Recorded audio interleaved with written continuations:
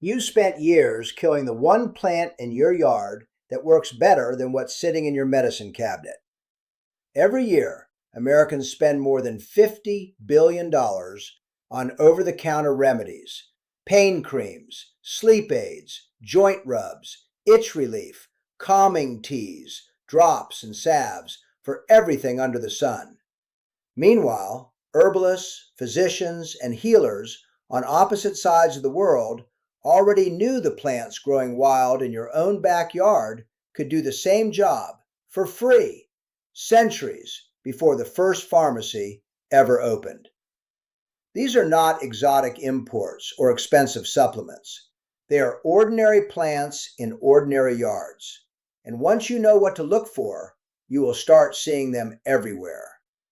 Today, 11 backyard herbs with more real, time-tested benefit than most of what is sitting on that store shelf. Watch for number 1, a plant most people have ripped out of their own garden 100 times, never knowing what it actually does. And at number 8, a small purple flowered weed.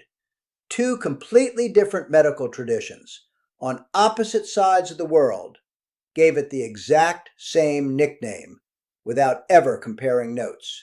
Let's get into it. Herbalists across Europe, healers in traditional Chinese medicine, and indigenous knowledge keepers across North America were reaching for many of these same plants for centuries, long before anyone understood why they worked.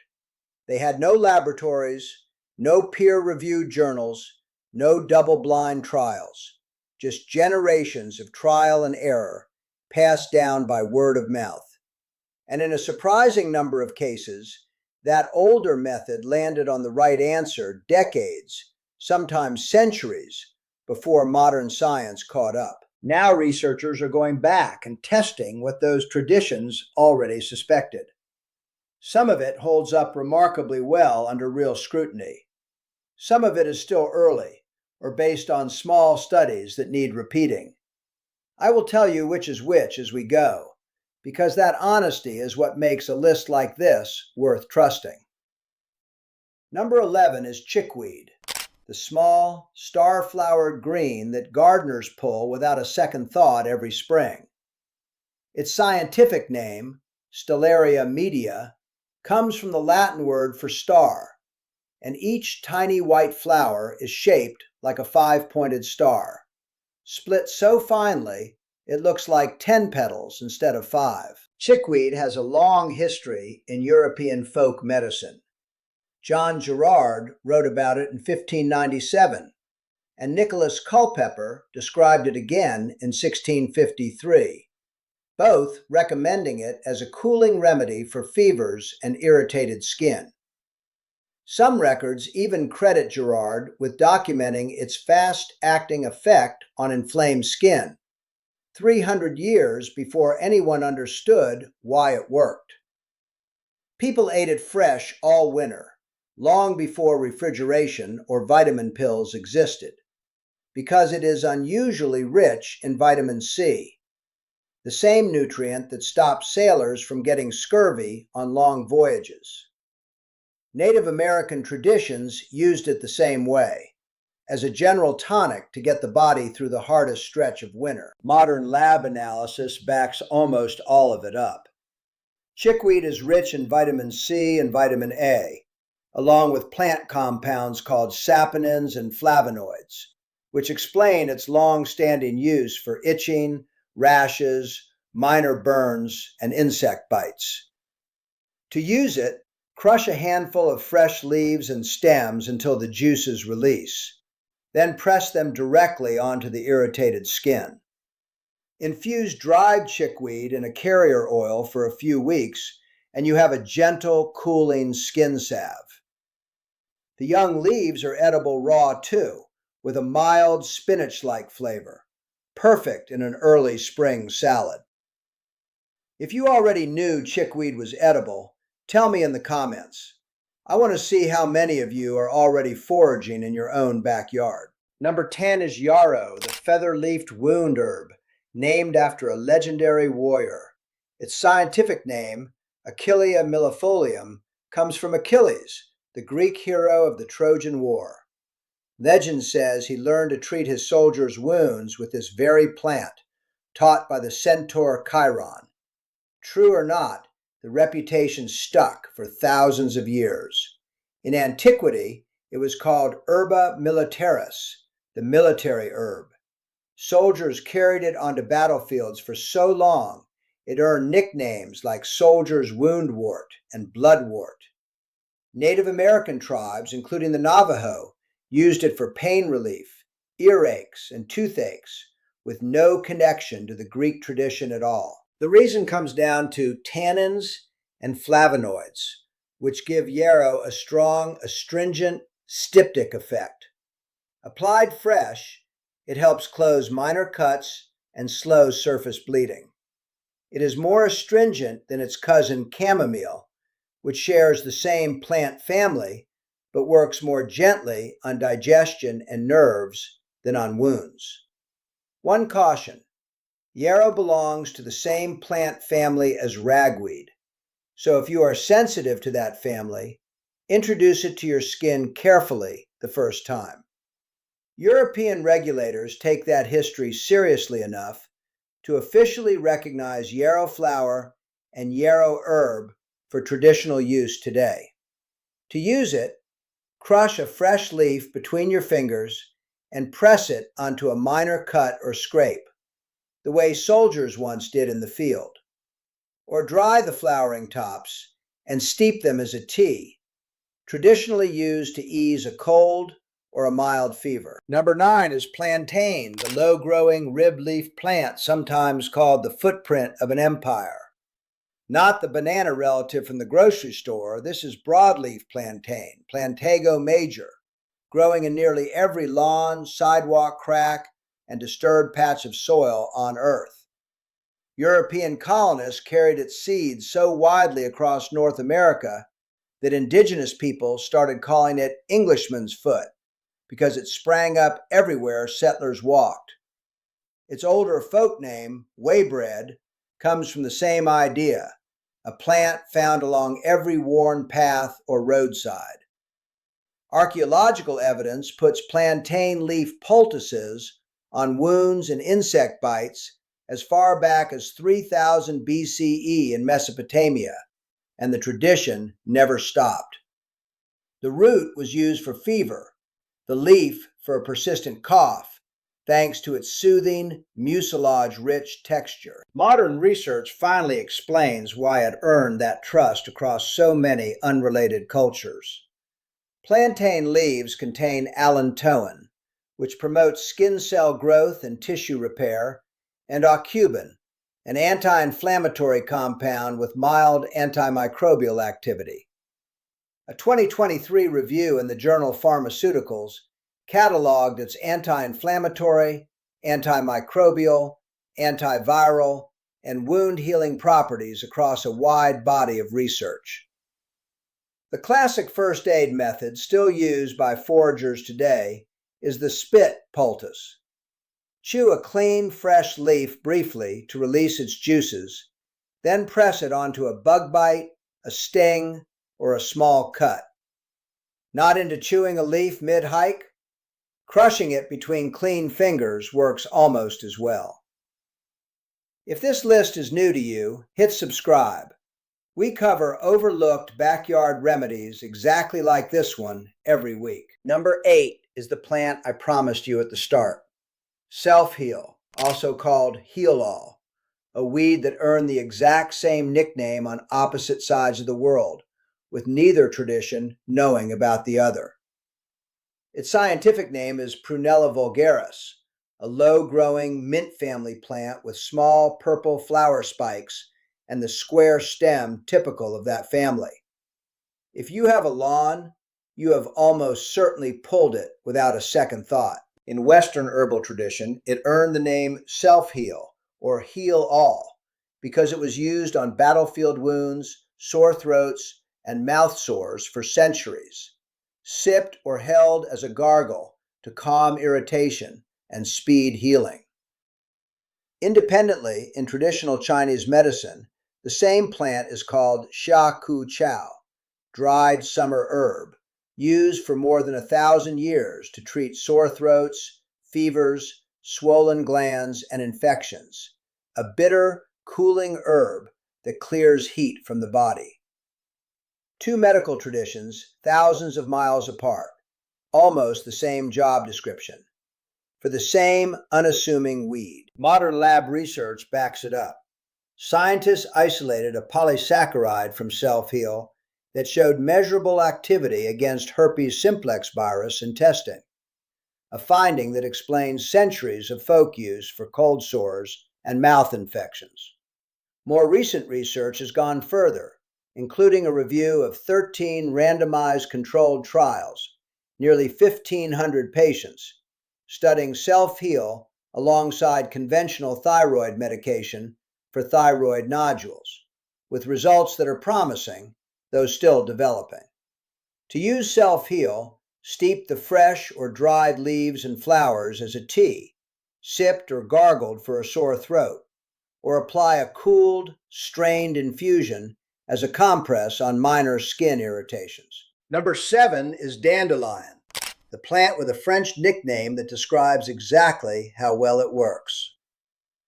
Everyone thinks they already know dandelion, Taraxacum officinale, the bright yellow lawn weed most homeowners spend real money trying to kill every summer.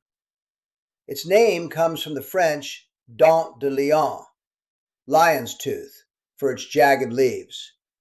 But the French also called it pissenlit, a blunt reference to its diuretic effect, crude enough to make you laugh, accurate enough to survive for centuries. Celtic and Anglo-Saxon healers used it to prevent scurvy and as a diuretic and mild laxative.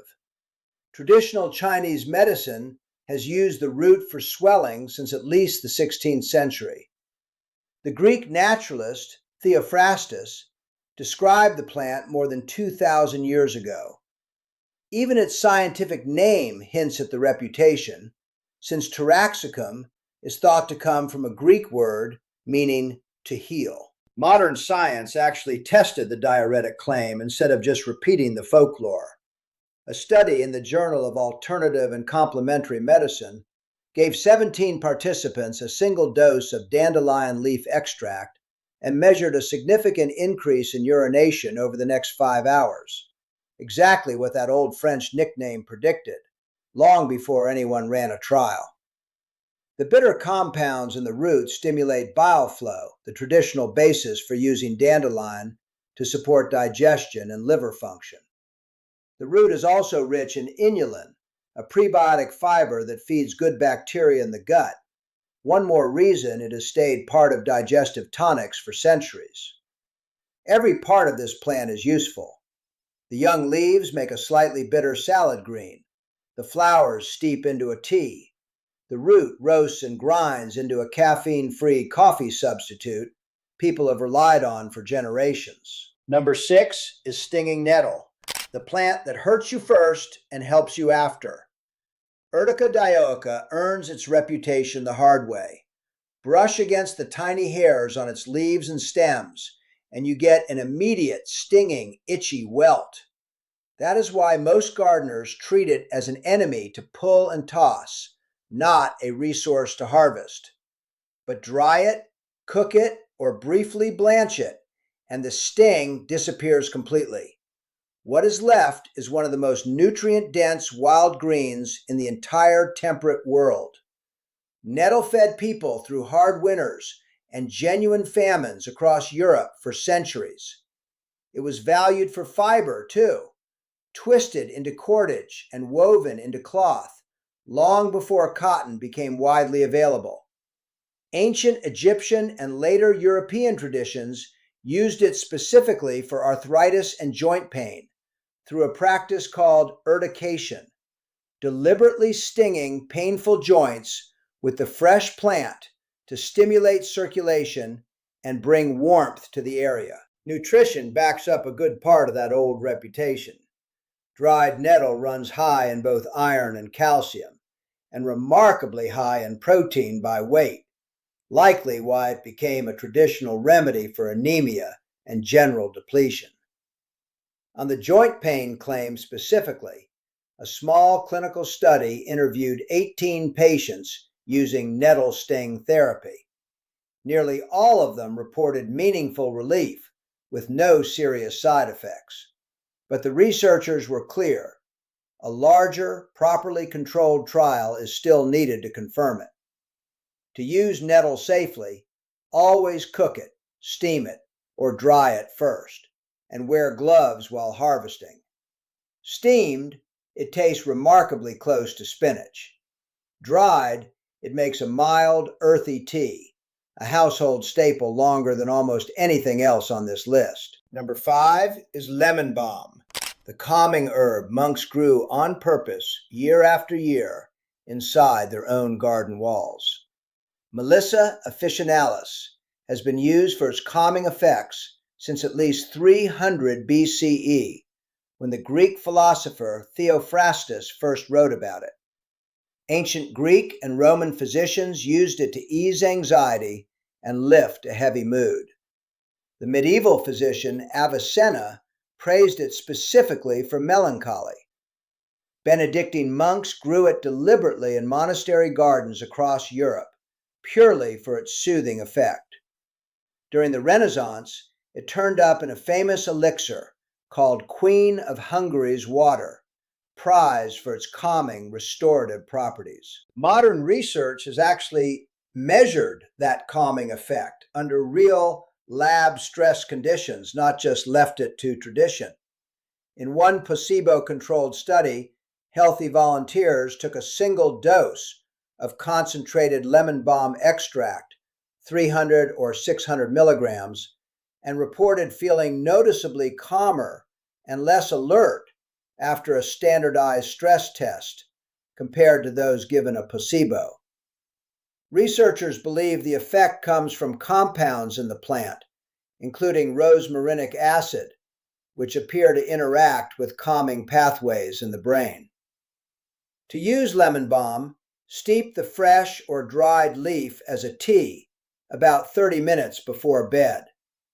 Or just crush a fresh leaf between your fingers and breathe in the scent. That alone has a mild calming effect for many people before a single sip is taken. Number 4 is calendula, the bright orange marigold healers have trusted since the Middle Ages and never stopped. Calendula officinalis, sometimes called pot marigold, was used by the 12th century abbess and healer Hildegard von Bingen, and it has stayed a staple of European folk skincare in an unbroken line ever since. Traditional use spans wounds and burns, skin damage, minor gum irritation, even an upset stomach, an unusually wide range for a single flower. And unlike some plants on this list, calendula has actually made it through rigorous modern testing. The European Medicines Agency formally recognizes calendula extract as a traditional remedy for minor skin inflammation and for healing minor wounds, a regulatory acknowledgement most backyard herbs never get. In one clinical trial, 60 hospital patients with second-degree burns received oral calendula extract alongside standard burn care. They showed better healing than patients on standard care alone. In an earlier animal study, 90% of calendula-treated subjects showed complete wound closure by day 8. Untreated subjects, about half. To use calendula, infuse the dried orange flowers in a carrier oil for 2 to 3 weeks for a simple, effective healing oil. Or steep the dried petals as a mild tea, traditionally used as a skin wash or a gentle gargle. Number 3 is red clover, the soft, pink field herb with a genuinely complicated modern reputation. Trifolium pratense is a legume, botanically speaking, part of the same family as peas and beans. Farmers have long valued it as pasture and as a natural way to enrich nitrogen-poor soil. Medicinally, It has a long folk history as a remedy for coughs and respiratory complaints. More recently, attention has shifted to compounds in the plant called isoflavones, genistein, daidzein, formononetin, which behave somewhat like a mild plant-based form of estrogen in the body. Here's where I want to be honest rather than oversell it. Some clinical trials on red clover isoflavones for menopause symptoms, like hot flashes, show modest improvement. Other carefully designed reviews find the evidence too inconsistent to draw a firm conclusion either way. If you are considering it for that purpose, treat it as a gentle, traditional option worth discussing with your doctor, not a guaranteed fix. To use red clover the older, simpler way for soothing a cough, the way it was used long before anyone isolated a single isoflavone, dry the pink blossoms and steep them as a tea. Number 2 is cleavers, the clingy little weed that sticks to your socks on a walk and is stuck around in herbal medicine just as long. Gallium aperine earns its nicknames Sticky Willie, Catchweed, Goosegrass, from the tiny hooked hairs on its stems and leaves, hairs that grip onto clothing, animal fur, anything that brushes past it in a field. Look for the square stem, narrow leaves in whorls around it, like spokes on a small wheel. That same stickiness turned out useful in an unexpected way. Roman physicians, including Galen, wrote about cleavers for relieving water retention. The Greek physician Dioscorides used its sticky stems to strain and curdle milk, a kitchen trick still practiced in parts of Sweden today. European herbalists have long relied on it as a lymphatic tonic, a gentle traditional support for fluid balance and lymph drainage. Separate Native American traditions use the same plant for kidney health. Clinical evidence here is still thin. Most of what we know comes from centuries of tradition and early phytochemical research, not large-scale human trials. But researchers have confirmed cleavers is rich in antioxidant compounds, flavonoids and tannins among them. To use cleavers, gather the young, tender stems and leaves in spring. Add them fresh to a salad or blend them into a smoothie. Older growth gets too sticky and fibrous to eat comfortably. A cold infusion, steeped overnight in the refrigerator, is the traditional way to drink it. Number 1, the plant I promised you at the very beginning, purslane. The weed growing in the cracks of your own driveway, quietly outperforming a lot of the food you are told to eat more of. Portulaca oleracea is one of the most common weeds on the planet, which is exactly why almost nobody in North America eats it. Small, fleshy, paddle-shaped leaves, reddish stems. It grows everywhere, gardens, sidewalk cracks, vegetable beds, usually pulled and tossed in the yard waste without a second thought. People across the Mediterranean, the Middle East, and large parts of Asia have eaten it as an everyday vegetable for thousands of years. In most of North America, it never made the jump from weed to plate. Here is why that gap is worth closing. In 1992, researcher Artemis Simopoulos identified purslane as the richest known vegetable source of omega-3 fatty acids, several times more than spinach, gram for gram. It is also one of the only land plants known to contain any measurable EPA, an omega-3 that almost no other plant on Earth produces, and one most people only associate with fish. On top of that, vitamin C, vitamin E, potassium, magnesium, all in one small leaf, with a healthier ratio of omega-6 to omega-3 than most other leafy greens offer. The plant most gardeners spend their summer pulling and discarding is gram for gram one of the most nutritionally complete greens you could ever grow. And it does not even require you to try. To use purslane, rinse it well and eat the leaves and tender stems raw in a salad, where they add a slightly tangy, lemony crunch. Or sauté them briefly, the exact same way you would spinach. Here's the thread underneath everything on this list: wound herbs, calming herbs, joint herbs, skin herbs. None of them appeared by accident. They evolved right alongside the people who needed them, growing in the exact yards, fields, and roadsides those people already live beside every day. Long before a pharmacy stood on every corner, there was a hedge, a lawn, a fence line. People paid close attention to what grew there because their well-being depended on it. As always, none of this replaces real medical care, especially if you are managing a health condition or taking prescription medication. If any of these 11 plants interest you beyond simple first aid, have a quick, honest conversation with your doctor first, particularly before using anything regularly or in a concentrated form. If this video helped you see your own backyard differently today, hit like. Subscribe if you want more breakdowns like this every week.